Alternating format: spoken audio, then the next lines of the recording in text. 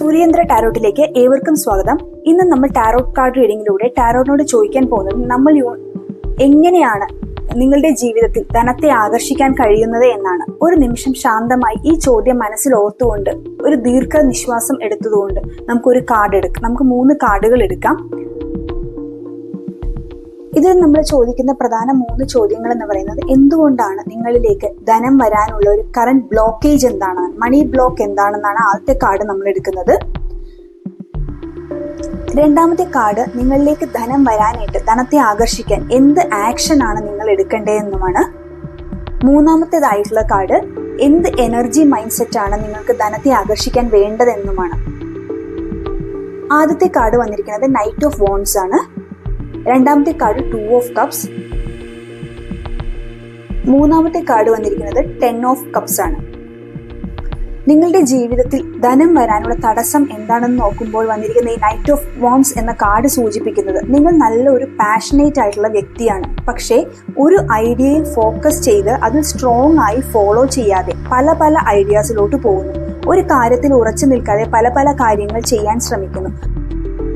ഇതുമൂലം നിങ്ങൾക്ക് ഒരു സ്ഥിരത കിട്ടുന്നില്ല. ഈ കാർഡ് ഒരു ചിതറിയ ഊർജത്തെയാണ് പ്രതിനിധീകരിക്കുന്നത്. പണത്തെ ആകർഷിക്കാൻ ഒരു സ്ഥിരതയുള്ളതും ഒരു ഗുഡ് പ്ലാനിങ്, ഫോളോ അപ്പ് ഒക്കെ ആവശ്യമാണെന്ന് ഈ കാർഡ് സൂചിപ്പിക്കുന്നു. എന്ത് ആക്ഷൻ ആണ് സ്വീകരിക്കേണ്ടതെന്ന് നമുക്ക് കാർഡ് ചോദിക്കുമ്പോൾ നമുക്ക് കിട്ടിയ കാർഡ് 2 ഓഫ് കപ്സ് ആണ്.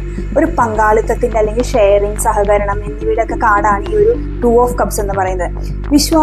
നിങ്ങൾക്കൊരു വിശ്വാസമുള്ള ഒരു ബിസിനസ് പാർട്ട്ണർഷിപ്പ് അല്ലെങ്കിൽ കുറെ കണക്ഷൻസ്, നെറ്റ്വർക്കിംഗ്, അങ്ങനെ ഒരു കാര്യങ്ങൾ നിങ്ങളിലേക്ക് പണം വരാനായിട്ട് ആവശ്യമാണെന്ന് ഈ കാർഡ് സൂചിപ്പിക്കുന്നു.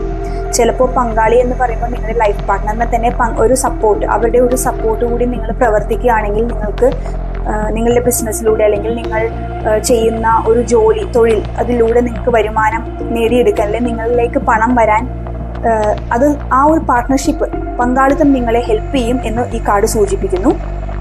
ഇനി എന്ത് മൈൻഡ് സെറ്റ് എനർജിയാണ് നിങ്ങൾ പണം ആകർഷിക്കാൻ സ്വീകരിക്കേണ്ടതെന്ന് ചോദിക്കുമ്പോൾ വരുന്നത് 10 ഓഫ് കപ്സ് ആണ്. 10 ഓഫ് കപ്സ് എന്ന് പറയുമ്പോൾ ഒരു വൈകാരിക സന്തോഷത്തിന്റെ, വൈകാരിക പൂർണ്ണതയുടെ ഒക്കെ കാർഡാണ്. ഈ കാർഡ് സൂചിപ്പിക്കുന്നത് എന്താണെന്ന് വെച്ചാൽ മനസ്സുകൊണ്ട് നിങ്ങൾ ഹാപ്പി ആയിട്ട് ഇരിക്കുക. എപ്പോഴും ഒരു സന്തോഷമുള്ള മനസ്സിലല്ലേ ശരിയായ ചിന്തകളൊക്കെ ഉണ്ടാവുള്ളൂ. അപ്പോൾ മാത്രമേ നമുക്ക് ശരിയായ തീരുമാനങ്ങൾ എടുക്കാൻ സാധിക്കുകയുള്ളൂ. സന്തോഷം സമൃദ്ധിയെ ആകർഷിക്കുന്നു എന്ന് പറയുന്നു. ലോ ഓഫ് അട്രാക്ഷനും ഇത് തന്നെയാണ്. എന്തെങ്കിലും ഒരു അപ്രതീക്ഷിത സഹായം ലഭിക്കുമോ എന്നറിയാനായിട്ട് നമ്മൾ ഒരു ബോണസ് കാർഡ് കൂടി ഇവിടെ എടുക്കുകയാണ്. നമുക്ക് ബോണസ് കാർഡ് ഏതാണെന്ന് നോക്കാം. എംപ്രസ് എന്ന് പറഞ്ഞ കാർഡാണ് വന്നിരിക്കുന്നത്. ഇതൊരു സമൃദ്ധിയുടെ കാർഡാണ്. മാതൃതുല്യരായ ഒരു വ്യക്തി നിങ്ങളെ സഹായിക്കാനായിട്ട് നിങ്ങൾക്ക് സഹായവുമായി വരും എന്നാണ് ഈ കാർഡ് സൂചിപ്പിക്കുന്നത്.